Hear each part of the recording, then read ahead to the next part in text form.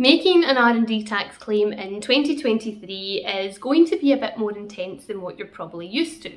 So it really doesn't matter if you're brand new to this topic or you are an existing claimer, these 10 steps should give you an idea of what to expect moving forward.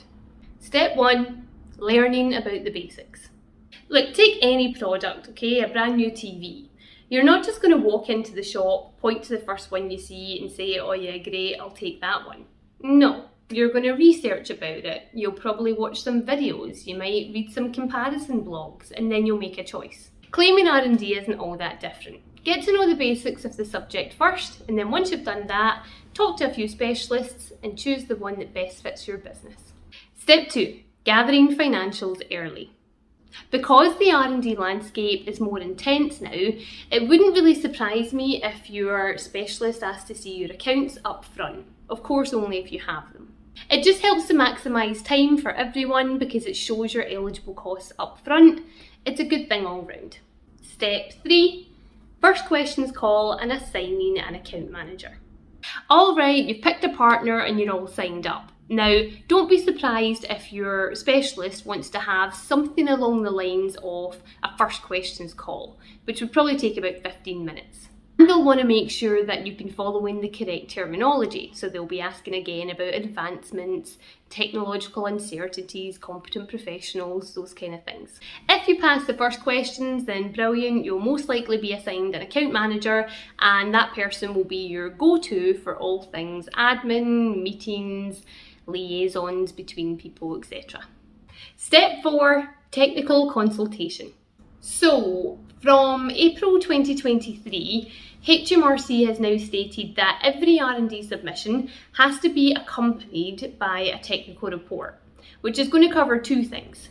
First, your R&D activities, i.e. your projects, and the second thing will be your expenditure breakdown, so your costs. And to get your report looking as squeaky clean as possible, you will have to sit down with what we call a specialist tax consultant, an STC for short.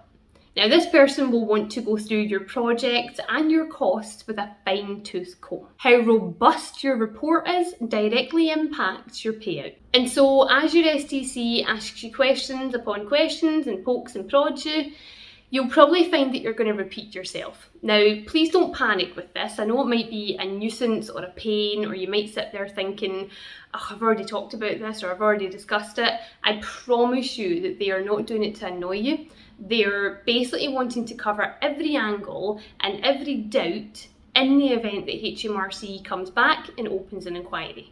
Also, if you are with one of the good guys, then your STC will probably ask you some questions to unlock opportunities for other complementary services. So they might pick up that you could do with a grant funding discussion, or it might be you own commercial property and they want to help you there as well. Step number 5, report writing. All being well, your STC will start writing on your report, your technical report, and then once they're finished, it will be reviewed by a senior member of their team. Now, this is a really important step because it makes sure that nothing's gone astray and a senior member of the team has checked over the work. Now, for the time being, a claimant doesn't actually get to see that report because that's technically the IP of the specialist. However, that is changing from the 1st of August. At that stage, a claimant would actually receive the report, go through it, make sure they agree with the STC, and sign it off and send it back to the specialist.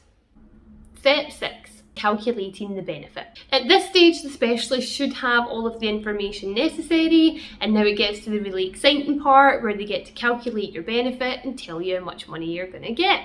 Now, you get to enjoy that money in one of 3 ways. The first one, the main one, is reducing your corporation tax liability to as minimal as possible. The second way is a cash credit, and the third way would be that you get to offset your benefit to future tax years. Now, just be aware if you do choose that last option, your specialist will probably still invoice you once the claim has been processed, because technically their work has been done, the claim has been processed and it has been approved.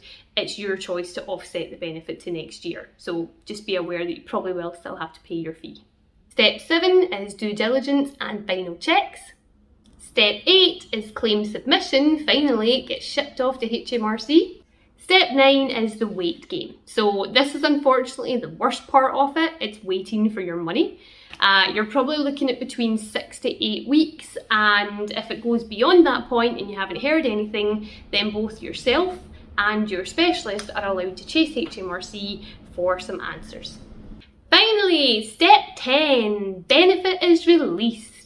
Now, depending on the deal that you've got with your R&D provider, it might be that you are getting a reduction in your corporation tax liability, so you're not actually waiting on money coming back in. So your specialist might actually invoice you once the report is submitted to HMRC, because at that stage they've done their work and they expect the claim to be successful. So it might be that they invoice you as soon as the report has been submitted.